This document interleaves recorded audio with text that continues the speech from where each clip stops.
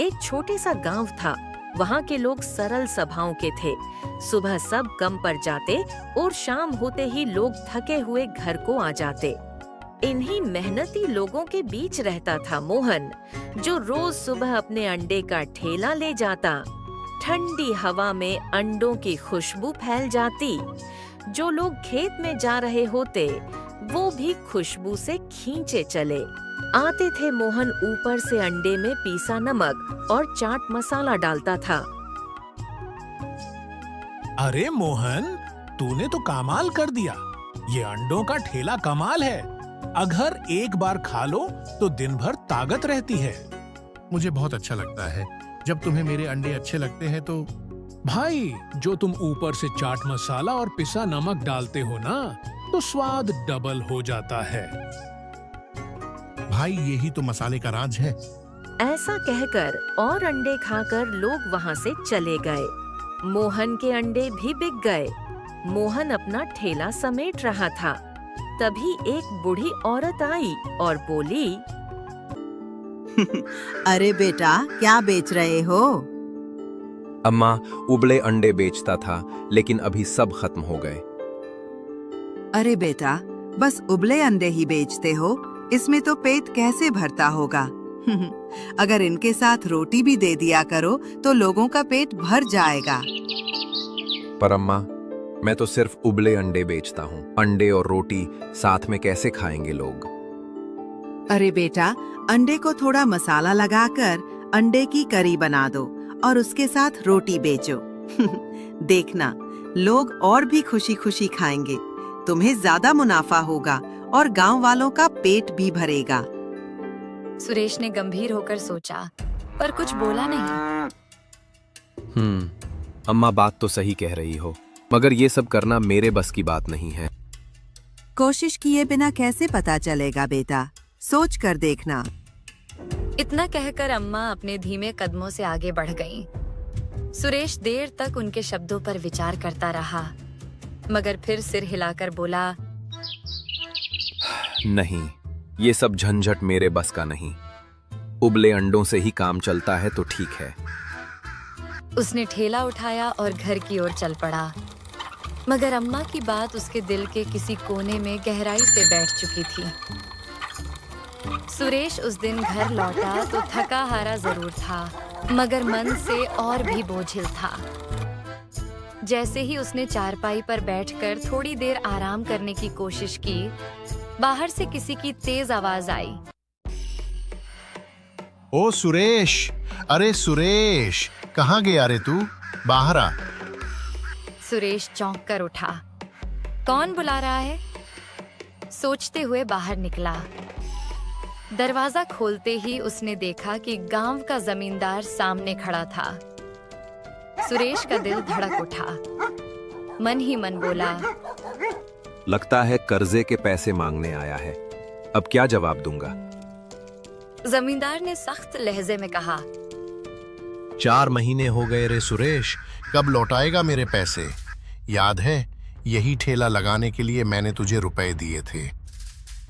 सेठ जी, मुझे थोड़ा और वक्त चाहिए। अभी मेरे पास इतने पैसे नहीं हैं। मुझे कुछ नहीं सुनना, आज ही चाहिए मेरे पैसे। सेठ जी, भरोसा रखिए, मैं आपके पैसे जरूर लौटाऊंगा। बस मुझे 1 हफ्ते का वक्त और दे दीजिए। हफ्ता?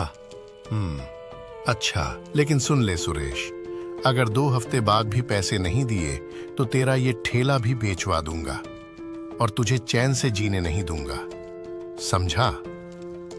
इतना कहकर जमींदार ताव में वहां से चला गया। सुरेश का चेहरा उतर गया। वह गहरी सोच में पड़ गया। अब क्या करूं? रोज 500-600 रुपए कमा लेता हूं, मगर घर का खर्च और बचत के बाद सेठ के पैसे कहां से दूं? कोई रास्ता निकलना ही चाहिए। तभी उसे बूढ़ी अम्मा की बातें याद आ गईं। अंडे की करी बनाकर रोटी के साथ बेचा करो बेटा, लोगों का पेट भी भरेगा और तुझे मुनाफा भी ज्यादा होगा। सुरेश ने ठान लिया। हाँ, अम्मा सही कहती थीं। कल से मैं उबले अंडों के साथ करी और रोटी भी बेचूंगा। यही मेरा नया रास्ता होगा।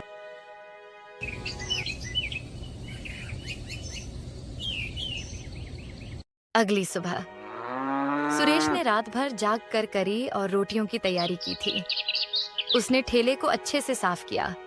करी के लिए मसालेदार खुशबू फैल रही थी और गर्मा गर्म रोटियां डिब्बे में रखती थीं। ठेले को संवारकर वह रोज वाली जगह पर पहुंचा। गांव वाले रोज की तरह खेत जाने से पहले उसके पास आए। ठेले पर करी और रोटियां देखकर सब चौंक गए।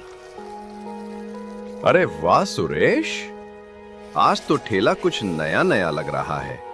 क्या बनाया है? भाइयों, आज सिर्फ उबले अंडे नहीं, अब से मैं अंडा करी और रोटी भी दूंगा। खाओगे तो ताकत भी मिलेगी और पेट भी भरेगा। अरे भाई, तुम जो उबले अंडे देते थे ना, वही अच्छे थे। हमें सुबह सुबह भारी खाना नहीं भाता। अरे सुरेश, अंडा रोटी तो दोपहर या रात को जाचेगी, सुबह हमें हल्का ही चाहिए। हम तो तुम्हारे चाट मसाले वाले उबले अंडों के ही दीवाने थे। ये नया चक्कर छोड़ दो। सुरेश का चेहरा उतर गया। वह बड़ी उम्मीद से नया काम शुरू कर रहा था, मगर सब मना कर रहे थे। उसने मनाने की कोशिश की। अरे भैया, एक बार खाकर तो देखो, ज्यादा पैसे भी नहीं लगेंगे, स्वाद और ताकत दोनों मिलेंगे। लेकिन कोई भी तैयार नहीं हुआ। सब लोग हंसते बोलते अपने अपने खेतों की ओर चल पड़े। ठेले पर रखा अंडा करी का बर्तन धीरे धीरे ठंडा हो गया। रोटियां भी सख्त होने लगीं। पूरा दिन बीत गया, मगर एक भी ग्राहक नहीं आया। शाम को सुरेश ने ठेला समेटा। थका हुआ और उदास चेहरा लिए वह घर लौटा। आज तो सब बेकार हो गया, न करी बिकी न रोटियां, बल्कि नुकसान ही हो गया। अब सेठ के पैसे कैसे चुकाऊंगा? उस रात उसने खाना भी ढंग से नहीं खाया। चारपाई पर लेटे लेटे वह सोचता रहा, क्या अम्मा की बात मानकर मैंने गलत किया, या मैंने कोशिश ही अधूरी की? शायद मुझे तरीका बदलना होगा। उसकी आंखें भारी हो गईं, मगर दिल में चिंता और डर की परतें और गहरी हो गईं।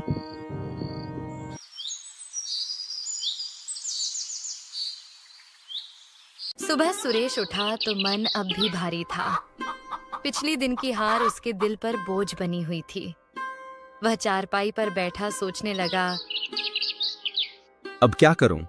सुबह तो सब मना कर गए, लेकिन कल एक किसान ने कहा था कि अंडा करी और रोटी दोपहर या रात को ही अच्छी लगती है।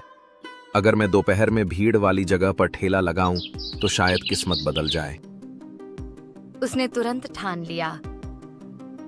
हाँ, आज दोपहर एक नई जगह पर कोशिश करूंगा। दोपहर होते ही सुरेश ने करी को गर्म किया, ताजी रोटियां रखीं और ठेला गांव के चौक की तरफ ले गया, जहां लोग आ जा रहे थे। जैसे ही गरम मसालों की खुशबू हवा में फैली, राहगीरों का ध्यान ठेले की तरफ खिंच गया।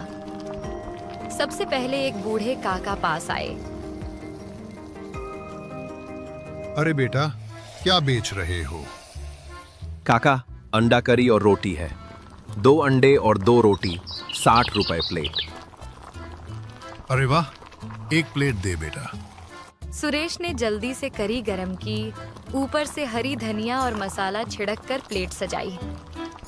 काका ने पहला कौर लिया और उनकी आंखें चमक उठीं।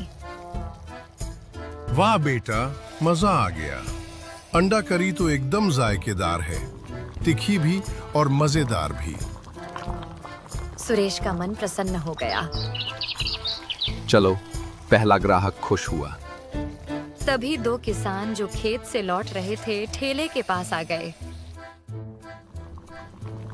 अरे सुरेश, ये समय और जगह तो बढ़िया है तेरे ठेले के लिए। हाँ यार, घर जाने से बेहतर है यही पेट भर लेते हैं। रोटी भी है, करी भी है। चल, 2 प्लेट बना दे। सुरेश ने मुस्कुराकर झटपट 2 प्लेट करी रोटी परोसी। दोनों किसानों ने जैसे ही खाना शुरू किया, उनके चेहरे पर संतोष झलकने लगा। अरे भाई, क्या डाला है इस करी में? इतना लजीज स्वाद तो गांव में कहीं नहीं मिलता। सुरेश, अगर तू इतनी स्वादिष्ट करी बना सकता है तो सुबह भी हमें इसे खाने में कोई दिक्कत नहीं, बल्कि ये तो ताकत का खजाना है। सुरेश का चेहरा खिल उठा। उसके ठेले पर धीरे धीरे और लोग आने लगे। कोई कहता, भाई, खुशबू से ही भूख बढ़ गई है। रोटी मुलायम और करी जबरदस्त है। कुछ ही देर में पूरा ठेला खाली हो गया। बर्तन चमकते रह गए और जेब में अच्छी खासी कमाई हो गई। शाम को घर लौटकर सुरेश थकान के बावजूद बेहद खुश था। उसने पैसे गिनकर मन ही मन कहा, धन्यवाद अम्मा। अगर आपने वो सुझाव न दिया होता तो शायद मैं कभी ये रास्ता न अपनाता। अब मुझे यकीन है कि सेठ का कर्ज भी चुका दूंगा और ईमानदारी से आगे बढ़ूंगा। चारपाई पर लेटते हुए उसने आसमान की ओर देखा और मुस्कुराकर बोला, अब ये ठेला सिर्फ अंडों का नहीं रहा, बल्कि पूरे गांव को एक नया स्वाद देने वाला बन गया है। और यही स्वाद मुझे आगे भी जीत दिलाएगा। सुरेश के चेहरे पर संतोष की चमक थी। मेहनत और हिम्मत ने आखिरकार उसे जीत दिलाई थी। उस दिन के बाद मोहन दिला चोर कर आंचे से महंत से खेत में ही कम करने लगता।